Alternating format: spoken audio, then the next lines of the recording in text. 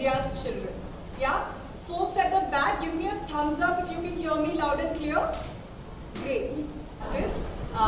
My first question to our panelists, and maybe again we'll start with you, Arpita, is today we had quite a few experiences since morning, right? We stepped into the shoes of a child, which was Shabnam, and then we saw a classroom of truth, right? So we basically saw a classroom that our children might be experiencing on a day-to-day basis, and then we saw a classroom of hope, right? As you went through these experiences, and as you're sitting with us today right now, what is your hope for education in Bangalore and in Karnataka? A type of education where, caste, religion, gender is never the matter, that your opportunities are never taken back from you just because you belong to a lower caste, just because you're not that rich, you're not that kind of fair person. Your people should never violate you a type of education where the teacher is always focused on the better of students. The teacher's mission should be that, today I woke up in the morning and today I'm gonna lead my students forward to something good and great. Not just because, this is a job I've randomly picked up and I'm working only for my salary. Desire for India, vision for India, hope for India, goal will speak what Mahatma Gandhi wanted. And he said, I want the poorest child in the remotest village of India to have decent access to quality education, healthcare, nutrition and shelter.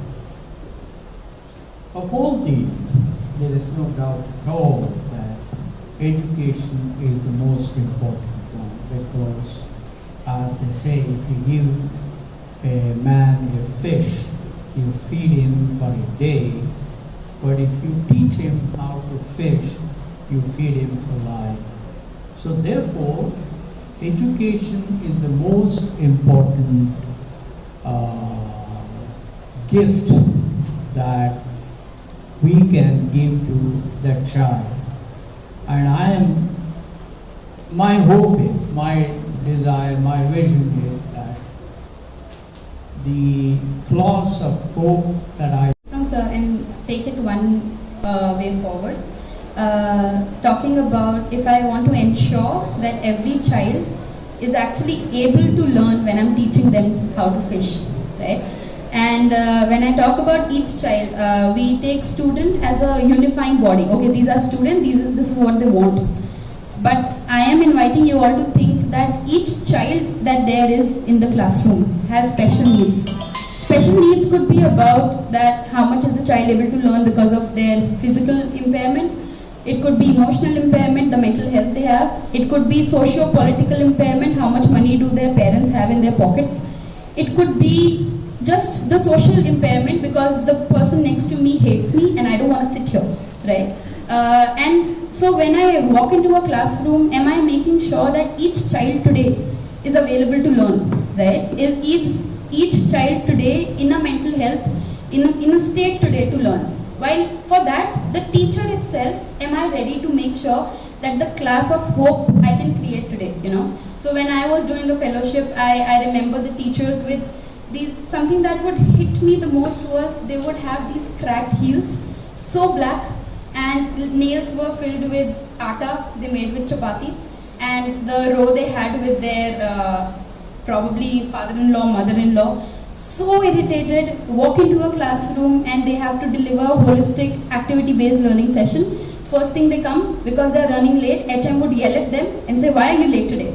And they walk in and they say, listen, my child is sick and I want to take a leave. They're denied the leave because we are understaffed, we can't give the leave, right? And then they walk into the classroom. Now I'm standing as a teacher, this is my class, I have to deliver a lesson, I have to make sure that the child is able to write, the child is able to read, they are able to gain enough, outcomes.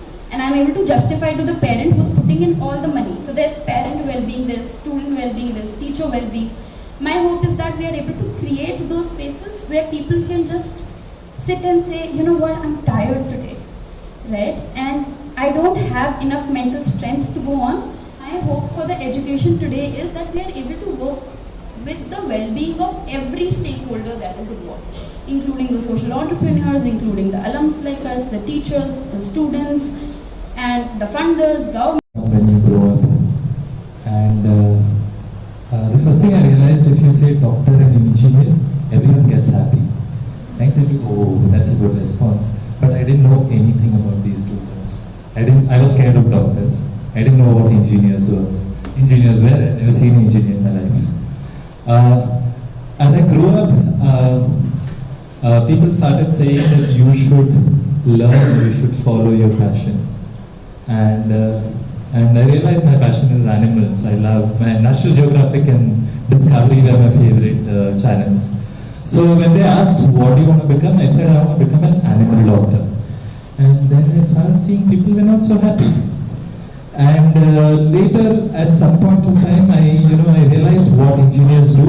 And when people asked, what do you want to become? I thought, let's rephrase this. I said, I want to become a mechanic.